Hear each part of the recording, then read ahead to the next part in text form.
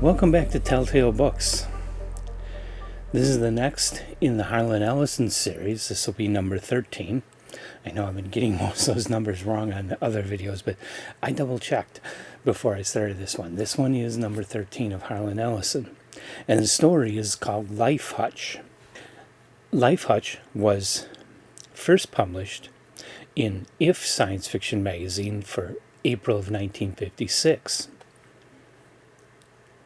And so it is one of the first stories Ellison published in one of the better science fiction magazines, the more respectable science fiction magazines, buying the better authors like Asimov and C.M. Kornbluth and Robert Heinlein and people like that.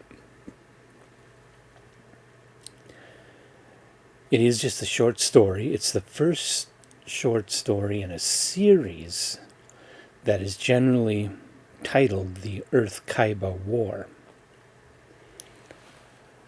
And the synopsis is basically that.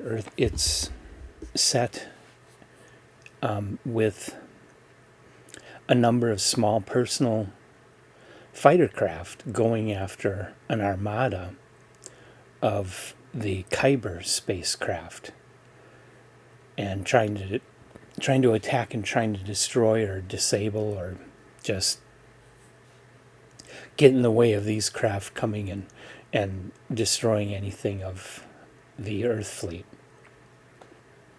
The story Life, Hutch focuses on one such pilot of one such small fighter craft who makes a successful attack, but he catches some fire from the Kyber ship, and so he has to get out of the battle in order to survive. He's got two choices. He can either try and make it back to an Earth base, or he can stop at a small asteroid that has what's called a life hutch, basically an emergency rescue shelter, where he can stay for a short time till the battle dies down and somebody from Earth can come and rescue him. So it's a hutch that has medical supplies, has food, water, oxygen, of course. You can breathe in there, and warmth and light. So you can chill there until they can come pick you up. So that's what he heads for. He lands on this planetoid or asteroid, whatever it is, and gets into this life hutch. But there's a problem. The life hutches have service robots that basically just keep the place clean, unload supplies from spaceships that stop by, maintain the life hutch. But this particular robot has something gone wrong with it. And before he really knows what's going on, the pilot gets assaulted by the robot. And the pilot is laying there in pain with his ribs broken. And he very quickly realizes that the robot is going after anything that moves. If the robot sees motion, the robot right away goes and smashes it. So he can't move. So he can't go to the medical chest and get any kind of supplies to help him with his ribs and with the pain. He can't go to the kitchenette and prepare food. All he can do is lay there. If he moves, the robot is going to get him. Finish it, and the next attack from the robot will probably finish him off. This is the situation. And most of the story is him laying there trying to figure out what he's going to do. It's a pure science fiction story, but it's darker than what anybody else was really writing in science fiction at this time.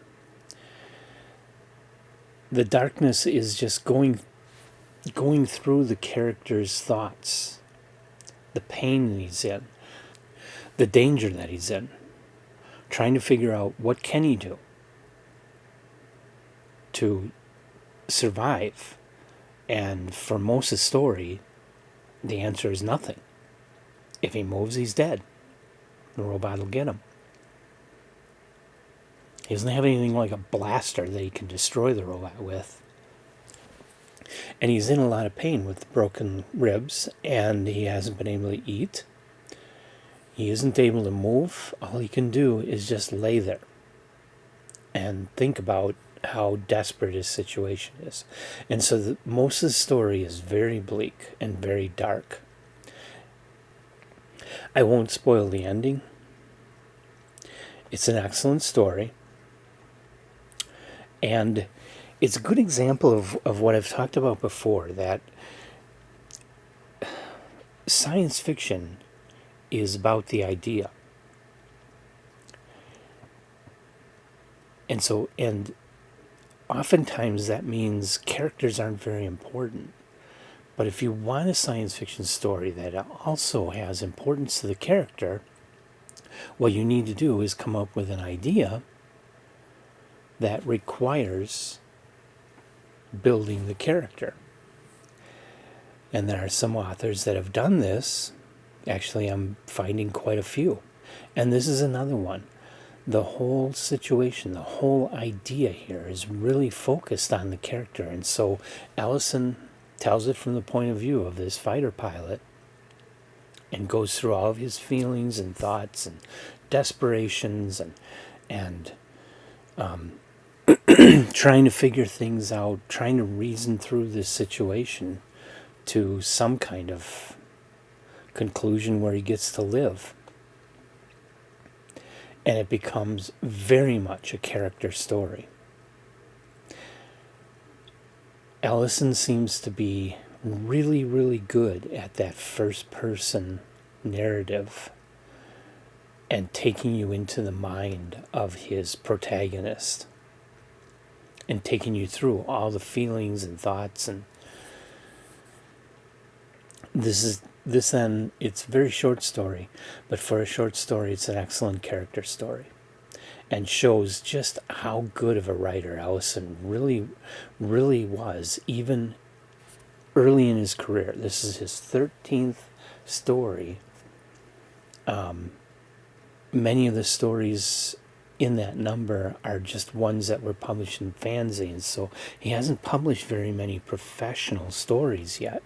This was April 1956. Glowworm was his first professional sale.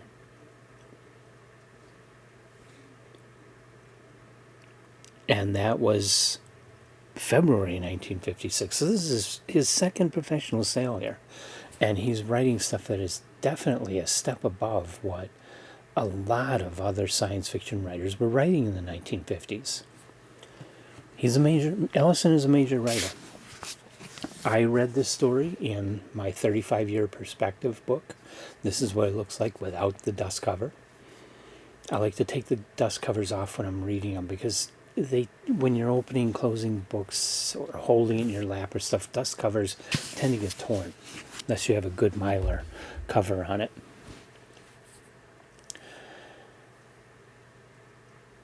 And so that's Life Hutch, number 13 in my Harlan Ellison exploration.